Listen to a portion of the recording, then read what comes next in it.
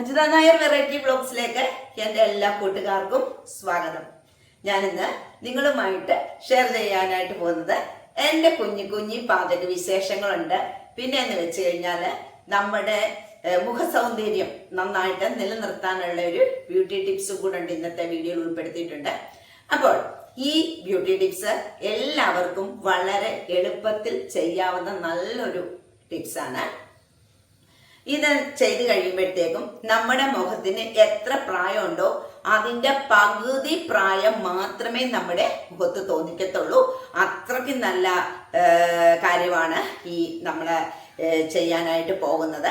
അപ്പൊ വീഡിയോയിലോട്ട് പോകുന്നതിന് മുന്നേ എന്റെ ചാനൽ പുതിയ കാണുന്ന കൂട്ടുകാരെല്ലാവരും തന്നെ എന്നെ സബ്സ്ക്രൈബ് ചെയ്യണം, ലൈക്ക് ചെയ്യണം, കമന്റ് ചെയ്യണം, ഷെയർ ചെയ്യണം. എല്ലാവരും എന്നെ സപ്പോർട്ട് ചെയ്യണം.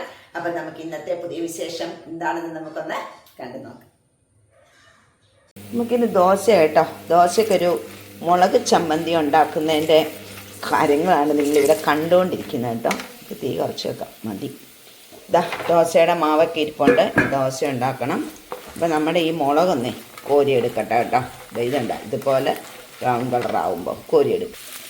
കുറച്ച് ഉള്ളി അരിഞ്ഞെടുത്തിരിക്കുന്നതാണ്. ഇതിൻ്റെ റെസിപ്പി ഞാൻ ഇട്ടിരുന്നത് കേട്ടോ, അതുകൊണ്ട് കൂടുതൽ വിശദീകരിച്ച് ഞാൻ പറയുന്നില്ല. കുറച്ച് കുഞ്ഞുള്ളിയാണിത്. ഇനി അതിനകത്തേക്ക് നമുക്ക് കുറച്ച് കറിവേപ്പില ഇട്ട് കൊടുക്കാം. പിന്നെ നമുക്ക് പുളി, അത്രയും പുളി മതി, കൂടുതലായി കഴിഞ്ഞാൽ കൊള്ളത്തില്ല. അപ്പോൾ ഇതൊന്ന് ശരിക്കും ഒന്ന് ഭയങ്കര ബ്രൗൺ കളറൊന്നും ആകണ്ട, അത് നന്നായിട്ട് വാടി വന്നാൽ മതി. ഇത് വാടുന്ന സമയം കൊണ്ട് നമുക്ക് ആ മുളകൊന്ന് മിക്സിയുടെ ജാറിലിട്ടിട്ട് പൊടിച്ചെടുക്കാം. ഇതാ പൊടിച്ചെടുത്ത് മുളക് നന്നായിട്ട് വെള്ളമൊന്നും ഒഴിക്കരുത് കേട്ടോ. അപ്പം നമ്മുടെ ഉള്ളി ഇവിടം വരെ ആയിട്ടുണ്ട്. അന്നിട്ട് വീഡിയോ കാണാത്തവർക്ക് വേണ്ടിയിട്ടാണ് കേട്ടോ. ദോശയും മുളകും നല്ല അടിപൊളി ടേസ്റ്റാണ്. അപ്പോൾ ഉള്ളി ഇതുപോലൊക്കെ ഒന്ന് ഇതായിട്ട് വന്നാൽ മതി. ഇനിയിപ്പോൾ ഈ ഉള്ളി നമുക്ക് ആ മുളകിൻ്റെ കൂടെ ഇട്ട് നന്നായിട്ടൊന്ന് അരച്ചെടുക്കാം. കൂടെ കുറച്ച് ഉപ്പും കൂടെ ചേർത്ത് കൊടുക്കാം. അപ്പോൾ നമ്മുടെ മുളക് ചമ്മന്തി റെഡി. കണ്ട, കൊതി വരുന്നില്ല. ഇതാണ് ഇന്ന് നമ്മുടെ ദോശയ്ക്ക് കേട്ടോ. ചമ്മന്തി ഉണ്ട്. അപ്പോൾ ഇത് ഒരു നല്ല ടേസ്റ്റായിട്ട്, എനിക്ക് ശരിക്കും പറഞ്ഞു കഴിഞ്ഞാൽ ചമ്മന്തി ഈ മുളക് കൂട്ടി തിന്നുന്ന ദോശയ്ക്ക് ഇഷ്ടം. അപ്പോൾ കൊതി വരുന്നില്ല, നല്ല അടിപൊളിയാണ്. പിന്നെ ദോശ ഉണ്ടാക്കാം. 3 ദിവസമായി കേട്ടോ അരച്ചിട്ട്. ഇതുണ്ടോ, പിന്നെ നമുക്ക് മാവ് ഇഷ്ടം മാതിരി ഉണ്ട് കേട്ടോ. മേടിക്കുമ്പോഴത്തേക്കും 2 പേരൊക്കെ ഉള്ളിടത്ത് മേടിക്കുന്നത് നമുക്ക് ലാഭമാണ്. പക്ഷേ നമ്മൾ അരച്ചെടുക്കുന്നത് തന്നെയല്ലേ നല്ലത്. അരച്ചെടുത്ത ഒരുപാട് ദിവസത്തേക്ക് നമുക്ക് മാവ് കാണുകയും ചെയ്യും. നല്ല അടിപൊളി മാവുമല്ലേ. കണ്ട, ഇഡലിക്കായാലും ദോശയ്ക്കായാലൊക്കെ നല്ല സോഫ്റ്റ് മാവാണ് കേട്ടോ. അപ്പം നമ്മുടെ ദോശയൊക്കെ ആകട്ടെ. അപ്പം നമ്മൾ ദോശയും ചമ്മന്തിയൊക്കെ കഴിച്ച് കഴിഞ്ഞിട്ടോ. ചമ്മന്തി ഇല്ലായിരുന്നു, മുളകും ഉണ്ടായിരുന്നു. കട്ട ചമ്മന്തിയായിരുന്നു വെച്ചാൽ, കലക്കാത്ത ചമ്മന്തിയായിരുന്നു വെച്ചാൽ കേട്ടോ. അപ്പം നമ്മൾ ഉച്ചക്കത്തെ പരിപാടി എന്ന് വെച്ച് കഴിഞ്ഞാൽ ചോറൊക്കെ വാർത്തു. അപ്പം പിന്നെ നിങ്ങൾ വിചാരിക്കും 2 കലത്തിൽ എന്താ ചോറെന്ന്. 2 കലത്തിലെ ചോറെന്ന് വെച്ച് കഴിഞ്ഞാൽ ഈ കലത്തിലെ ഇതിൽ വെള്ളച്ചോറ്, നമ്മുടെ സുരേഖ അരിയുടെ ചോറ് എനിക്ക് ഉണ്ടാലേ ഇറങ്ങത്തുള്ളൂ കേട്ടോ. മറ്റേത് നമ്മുടെ മറ്റേ പവിഴത്തിൻ്റെ ചോറാണ്, അതിൽ ചേട്ടൻ വെച്ചിരിക്കുന്നു. പിന്നെ ഞാനുണ്ടല്ലോ നമ്മുടെ കറി ഇപ്പം അയില മുളകിട്ട് വെച്ചത് കേട്ടോ. അത് ഇന്ന് വെച്ചതല്ല. അപ്പം എനിക്കിന്ന് ഒന്ന് വെളിയിലോട്ട് പോകണം. അപ്പം അതുകൊണ്ട് നമ്മളിന്ന് പുതിയ കറി എന്ന് പറഞ്ഞു കഴിഞ്ഞാൽ വെച്ചത് അയിലക്കറി നേരത്തെ വെച്ചത് കേട്ടോ. അതിപ്പോൾ ഇന്ന് വെച്ചതൊന്നുമല്ല, ചോറ് ഇന്ന് വെച്ചതാണ്. പിന്നെ ഞാൻ കുറച്ച് ഒരു വെണ്ടയ്ക്ക ഇരിപ്പുണ്ടായിരുന്നു. വെണ്ടയ്ക്ക ഒരു മെഴുക്കുവരട്ടി വെച്ചിട്ടുണ്ട്. പിന്നെ പാവയ്ക്കുണ്ട്.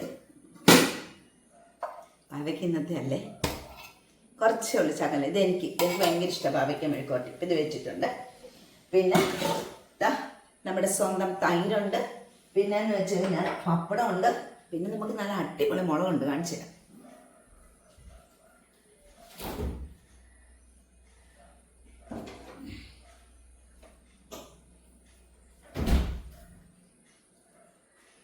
ഇത് ഞാൻ രാവിലെ ഉണ്ടാക്കിയതാ, നിങ്ങളെ കാണിച്ചായിരുന്നു. കുപ്പിയിലെടുത്ത് വെച്ച കാണിച്ചില്ലെന്ന് മാത്രമേ ഉള്ളൂ കേട്ടോ. അപ്പം ഇതൊക്കെയാണ് ഇന്നത്തെ നമ്മുടെ കറി കേട്ടോ. ഇപ്പം രവിചേട്ടൻ പച്ചക്കറിയെല്ലാം വാങ്ങിച്ചുകൊണ്ട് വെച്ചിട്ടുണ്ട്. പിന്നെ ഇപ്പം ഞാനേ ഇതിപ്പണ്ട പച്ചക്കറിയൊക്കെ വാങ്ങിച്ചുകൊണ്ട് വന്നിട്ടുണ്ട്. ഇനി ഇതിപ്പം ഓരോന്നോരോന്നായിട്ട് എടുത്ത് നമ്മുടെ ഫ്രിഡ്ജിലൊക്കെ വെക്കണം. കൂടെ ചിക്കനും വാങ്ങിച്ചിട്ടുണ്ട്. ഇന്നിപ്പം ഞാൻ ഓർത്ത് ചിക്കനൊന്നും എടുക്കുന്നില്ല. അപ്പം എനിക്ക് അതെടുത്തോണ്ട് നിന്ന് കഴിഞ്ഞാലുണ്ടല്ലോ സമയം കിട്ടത്തില്ല. അപ്പം ഞാൻ വിചാരിച്ചേ വെളിയിലൊക്കെ പോയിട്ട് വന്നിട്ട് വൈകിട്ടോ എടുക്കാമെന്ന് വിചാരിച്ചു. അപ്പം അത് അവിടെ ഇരിക്കട്ടെ, വൈകിട്ടോ നാളെയോ സൗകര്യം പോലെ എടുക്കാമെന്ന് വിചാരിച്ചു. ഇന്നിപ്പോൾ ഇതിൻ്റെ പുറകെ പോയിക്കഴിഞ്ഞോ ഒന്നിനും സമയം കിട്ടത്തില്ല കേട്ടോ. ഇനി ഇതൊക്കെ എടുത്ത് വെക്കുന്ന ഒരു ജോലിയല്ലേ നമുക്ക്. ഫ്രിഡ്ജിനകത്താന്ന് പറഞ്ഞാൽ നമുക്കൊരു പണിയായി. ഇനി ഇത് ഓരോന്നോരോന്നായിട്ട് മാറ്റി അടുക്കിയൊക്കെ വെക്കണം. പിന്നെ പണി ചെയ്യാതിരിക്കാൻ പറ്റുമല്ലേ. നമ്മളെ വീട്ടമ്മമാരെ സംബന്ധിച്ചിടത്തോളം നമുക്ക് എപ്പോഴും പണി. മഴയുണ്ടോ കൂട്ടുകാരെ നിങ്ങളുടെയൊക്കെ നാട്ടിൽ?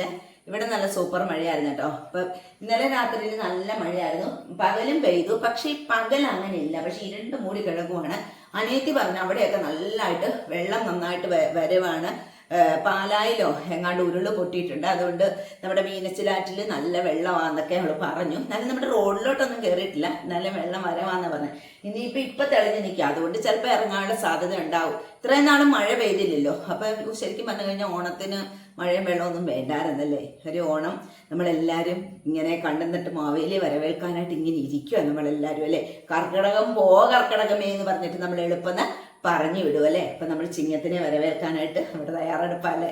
കർക്കിടക മാസം എല്ലായിടത്തു നിന്ന് രാമായണം വായനയും എല്ലാം കേൾക്കുന്നില്ലേ. അതൊക്കെ ഒരു രസമുള്ള കാര്യമാണല്ലേ. അപ്പം പിന്നെ എൻ്റെ ഈ ഇത്രയും പണിയൊക്കെ ഉള്ളു കേട്ടോ. ഇന്നെല്ലാം കള്ളപ്പണികളെല്ലാം ചെയ്തു വെച്ചു.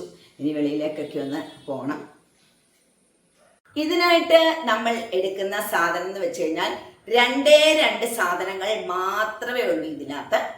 അപ്പോൾ ഇതിനകത്ത് സൗന്ദര്യ സംരക്ഷണത്തിൽ ഏറ്റവും പ്രധാനമായി പങ്കുവയ്ക്കുന്ന നമ്മുടെ കറ്റാർ വാഴയുടെ ജെല്ലില്ലേ, നമ്മൾ കടയിൽ നിന്ന് മേടിക്കുന്ന കറ്റാർ വാഴയുടെ ജെല്ലാകുമ്പോഴത്തേക്കും കുറച്ചും കൂടെ നല്ലതാണ്. വീട്ടിൽ നിൽക്കുന്ന കറ്റാർ വാഴ അത് ഉണ്ടാക്കി കഴിഞ്ഞിട്ട് കുറച്ച് ദിവസമൊന്നും ഇരിക്കില്ല. അതുകൊണ്ടാണ് നമ്മൾ കടയിൽ നിന്ന് വാങ്ങിക്കുന്ന കറ്റാർ വാഴ എടുക്കാനായിട്ട് പറയുന്നത്. അപ്പം ആ കറ്റാർ വാഴയുടെ ജെല്ലെടുക്കുക. പിന്നെ എന്ന് വെച്ച് കഴിഞ്ഞാൽ വെർജിൻ കോക്കനട്ട് ഓയിൽ, അതിപ്പം മെഡിക്കൽ ഷോപ്പുകളിലും ഒക്കെ കിട്ടും ആ വെർജിൻ കോക്കനട്ട് ഓയിൽ. ഈ വെർജിൻ കോക്കനട്ട് ഓയിലിന്റെ പ്രത്യേകത എന്താന്ന് വെച്ച് കഴിഞ്ഞാൽ അത് നമ്മൾ ഫേസിൽ നിത്യം ഉപയോഗിക്കുന്നത് മൂലം നമുക്ക് ഫേസിന് നല്ല തുടുപ്പും നല്ല ഗ്ലോയും ഒക്കെ കിട്ടും. പിന്നെ എന്ന് വെച്ച് കഴിഞ്ഞാൽ ഈ ചിലവർക്ക് ശരീരം മുഴുവൻ ഇങ്ങനെ ചൊറിയത്തില്ലേ, ഈ വേനലൊക്കെ വരുമ്പോഴാണെങ്കിലും അല്ലെങ്കിലും ചിലവർക്ക് ചൊറിച്ചിൽ. അപ്പം അത് ശരിക്കും കംപ്ലീറ്റ് ആയിട്ട് പോകാനായിട്ട് ഈ വെർജിൻ കോക്കനട്ട് ഓയിൽ ഒരുപാട് നല്ലതാണ്. അപ്പം അത് ചൊറിച്ചിലൊക്കെ ഉള്ളവരാണെങ്കിൽ അത് കുറച്ചെടുത്തിട്ട് 2 കൈയിലും തൂത്തിട്ട് നമ്മൾ എവിടാ ചൊറിച്ചിലുള്ളതെന്ന് വെച്ച് കഴിഞ്ഞാൽ തേക്കും. ഇല്ലെങ്കിൽ നമുക്ക് ശരീരം ഫുള്ളും തേക്കണമെങ്കിൽ തേക്കാം. നല്ല സൂപ്പറാണ്. അത് തേച്ചിട്ടുണ്ടല്ലോ, അത് തേച്ച് കഴിയുന്ന ഉടനെ തന്നെ നമുക്ക് റിസൾട്ട് അറിയാനായിട്ട് പറ്റും. ചൊറിച്ചിലൊക്കെ ഉണ്ടെങ്കിൽ അത് പെട്ടെന്ന് തന്നെ മാറിപ്പോകും. അത്രയ്ക്ക് നല്ലതാണ് ഈ വെർജിൻ കോക്കനട്ട് ഓയിൽ. അത് വാങ്ങിക്കാത്തവരൊക്കെ ഒന്ന് വാങ്ങിച്ച് നോക്കണം. ഞാൻ വാങ്ങിച്ചിട്ടുണ്ട്, എൻ്റെ ബോട്ടില് തീർന്നു. പിന്നെ അത് വെളിയിലോട്ട് പോകാനായിട്ട് നിൽക്കുകയാണ്. ഇപ്പം എനിക്കൊരെണ്ണം വേണം വെർജിൻ കോക്കനട്ട് ഓയിൽ, അതും വാങ്ങിക്കണം. ഇനി നമ്മൾ പറഞ്ഞതല്ല, നമ്മുടെ ഫേസിന് നല്ല ഗ്ലോയും വെളുപ്പും പിന്നെ മറ്റുള്ളവർ കണ്ടു കഴിഞ്ഞാൽ ചിലവരുടെ മുഖത്തിനൊരു ആകർഷണം ഇല്ലേ, എന്ത് ഭംഗി അവളുടെ മുഖം കാണാൻ നല്ല തുടുത്താണല്ലോ ഇരിക്കുന്നതെന്നൊക്കെ നമ്മൾ പറയത്തില്ലേ. അപ്പം അതിനായിട്ട് നല്ല കാര്യമാണ്. അപ്പം ഈ 1 സ്പൂൺ വെർജിൻ കോക്കനട്ട് ഓയിൽ എടുക്കുക. 1 സ്പൂൺ വെർജിൻ കോക്കനട്ട് ഓയിൽ എടുക്കുക. അര സ്പൂണോളം കറ്റാർ വാഴ, 1/2 സ്പൂണിന് കറ്റാർ വാഴ നമ്മുടെ ഈ ഞാൻ കാണിച്ചു തരാം.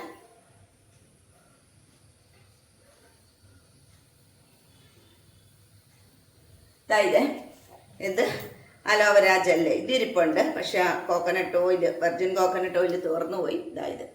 അപ്പം ഇത് നമ്മൾ എടുക്കുക. എന്നിട്ട് ഇതും രണ്ടും കൂടെ എടുത്തിട്ട് വെർജിൻ കോക്കനട്ട് ഓയിലും ഈ കറ്റാർ വാഴയുടെ അലോവേര ജെല്ലും കൂടെ എടുത്തിട്ട് രണ്ടും കൂടെ നന്നായിട്ട് മിക്സ് ചെയ്യണം. നന്നായിട്ട് മിക്സ് ചെയ്തതിന് ശേഷം നിങ്ങളുടെ ഫേസിൽ ഇങ്ങനെ കുറേശ്ശെ ഇങ്ങനെ അപ്ലൈ ചെയ്ത് കൊടുക്കുക. അതിനുശേഷം 2 കൈ കൊണ്ടും നന്നായിട്ട് ഫേസിന്റെ എല്ലാ ഭാഗത്തേക്കും നന്നായിട്ട് തേച്ച് പിടിപ്പിക്കുന്നതിനോടൊപ്പം തന്നെ നമ്മൾ ഫേസ് ഒന്ന് നന്നായിട്ട് മസാജ് ചെയ്ത് കൊടുക്കണം. മസാജ് ചെയ്യുന്നത് എങ്ങനെയാണെന്ന് എല്ലാവർക്കും അറിയാം. ഇങ്ങനെ താഴേന്ന് മേളിലോട്ട് മാത്രമേ മസാജ് ചെയ്യാവുള്ളൂ. മേളീന്ന് താഴോട്ട് ചെയ്യരുത്, നമ്മുടെ സ്കിന്ന് തൂങ്ങാനായിട്ട് ഇടയാകും. അത് തേച്ചതിന് ശേഷം നമ്മൾ ഇങ്ങനെ ഫേസിന് നല്ലൊരു മസാജ് കൊടുക്കുക. അതിനുശേഷം നമ്മൾ ഇങ്ങനെ കൊടുക്കുക. നമ്മൾ പതുക്കെ വേണം എല്ലാം ചെയ്യാൻ. അത് ഇങ്ങനെ ഒന്നും ചെയ്ത് പോകരുത്. പയ്യെ നമ്മുടെ ഫേസിന് നല്ല മസാജ് കൊടുക്കണം. കാരണം ഈ മിക്സ് എടുത്തിട്ട് വേണം ഇങ്ങനെ ചെയ്യാനായിട്ട് കേട്ടോ. നന്നായിട്ട് മസാജ് ചെയ്ത് കൊടുക്കുക. പിന്നെ നമ്മുടെ ഇവിടെ കണ്ണിൻ്റെ ഇവിടെ ക്ലോക്ക് വേസിലും ആൻറ്റി ക്ലോക്ക് വേസിലും നന്നായിട്ട് ചെയ്ത് കൊടുക്കുക. പിന്നെ നെറ്റിയുടെ ഇവിടെ ഇത് ഫുള്ളായിട്ട് നന്നായിട്ട് ഒന്നും കൂടെ നന്നായിട്ട് നമ്മൾ മസാജ് ചെയ്ത് കൊടുക്കുക. നമ്മുടെ കഴുത്തും അതുപോലെ തന്നെ നിങ്ങൾ ചെയ്തു കൊടുക്കുക. ചിലവരുടെ കഴുത്തൊക്കെ നോക്കുമ്പോൾ ഇവിടെ ഇങ്ങനെ കഴുത്തിന് ചുളുക്കം കാണത്തില്ലേ, അവർക്ക് ചിലപ്പോൾ ശരിക്കും പ്രായം കുറവായിരിക്കും. പക്ഷെ കഴുത്ത് കണ്ടു കഴിഞ്ഞാൽ ഒരുപാട് പ്രായം തോന്നും. അപ്പം നമ്മുടെ ഈ കോക്കനട്ട് ഓയിൽ വെറുതെ കോക്കനട്ട് ഓയിലല്ല, വെർജിൻ കോക്കനട്ട് ഓയിലും നമ്മുടെ ഈ അലോവേരയുടെ ജെല്ലും കൂടെ മിക്സ് ചെയ്ത് അത് നന്നായിട്ട് ഇങ്ങനെ കഴുത്തിലും തേച്ചിട്ട് നന്നായിട്ട് മസാജ് കൊടുക്കുക. മസാജ് കൊടുത്തതിന് ശേഷം ഒരു 10-15 മിനിറ്റ് അത് ഫേസിൽ ഇരുന്നോട്ടെ. അത് നിങ്ങൾക്ക് കഴുകി കളഞ്ഞില്ലേലും കുഴപ്പമൊന്നും വരുന്ന സാധനമല്ല. അതവിടെ ഇത് പിന്നെ ചിലവർക്ക് ഇതിങ്ങനെ ഫേസിലിരിക്കുമ്പോൾ ഒരുമാതിരി ഇത് തോന്നും, ഇറിറ്റേഷൻ തോന്നും. അങ്ങനെയുള്ളവർക്ക് പോയി വെറുതെ കഴുകാം. എന്നാലത് സോപ്പൊന്നും ഇട്ട് കഴുകണ്ട കേട്ടോ. സോപ്പൊക്കെ ഇട്ട് കഴുകി കഴിയുമ്പോഴത്തേക്കും നമ്മൾ ആ ചെയ്തതിൻ്റെ എഫക്റ്റ് മൊത്തം ആ സോപ്പിൽ കൂടെ അങ്ങ് ഒലിച്ചു പോകും. അതുകൊണ്ട് അങ്ങനെ ചെയ്യരുത് ആരും. അപ്പം ഇതുപോലെ ചെയ്തിട്ടിരിക്കുക. അപ്പം നിങ്ങളുണ്ടല്ലോ ശരിക്കും പറഞ്ഞു കഴിഞ്ഞാൽ ഇതിപ്പോൾ എന്നും ചെയ്യണമെന്നില്ല കേട്ടോ. ആഴ്ചയിൽ ഒരു 3 ദിവസം വെച്ചിട്ട് ഇതൊന്ന് ചെയ്ത് നോക്കിക്കേ. എത്ര തിളക്കമില്ലാത്ത ഫേസ് ആണെങ്കിലും എത്ര ഒരു ഇരുണ്ടിരിക്കുന്ന ഫേസ് ആണെങ്കിലും ഉണ്ടല്ലോ, ഇത് തേച്ച് കഴിയുമ്പോഴത്തേക്കും നമ്മുടെ ഫേസിന് പ്രത്യേക ഒരു ഗ്ലോ തോന്നിക്കും. നമുക്കുള്ളതിലും പകുതി പ്രായമേ നമുക്ക് തോന്നിക്കത്തുള്ളൂ ഇത് തേച്ച് കഴിഞ്ഞാൽ. അതാണ് ഇതിൻ്റെ ഒരു ഏറ്റവും വലിയ പ്രത്യേകത എന്ന് പറഞ്ഞു കഴിഞ്ഞാൽ. പക്ഷെ ഇതിനായിട്ട് അധികം സമയമൊന്നും മെനക്കെടുത്തേണ്ട യാതൊരു ആവശ്യവും തന്നെ ഇല്ല. അപ്പം എല്ലാവരും ഇത് ചെയ്ത് നോക്കണം. ഇന്നത്തെ വീഡിയോ ഇത്രയേ ഉള്ളൂ. ഇന്നത്തെ വീഡിയോ ഞാൻ ഇവിടെ വെച്ച് വൈൻഡപ്പ് ചെയ്യണേ. എല്ലാവർക്കും ഇന്നത്തെ വീഡിയോ ഇഷ്ടമായെങ്കിൽ ഇഷ്ടപ്പെട്ടവരൊക്കെ ഒന്ന് ലൈക്കും കമന്റും ഷെയറും ഒക്കെ ഒന്ന് ചെയ്യുക. പുതിയതായി ചാനൽ കാണുന്നവർ ചാനൽ ഒന്ന് സബ്സ്ക്രൈബ് ചെയ്യുക. അപ്പം നാളെ വേറൊരു വീഡിയോ ആയിട്ട് വരുന്നിടം വരെ എല്ലാവർക്കും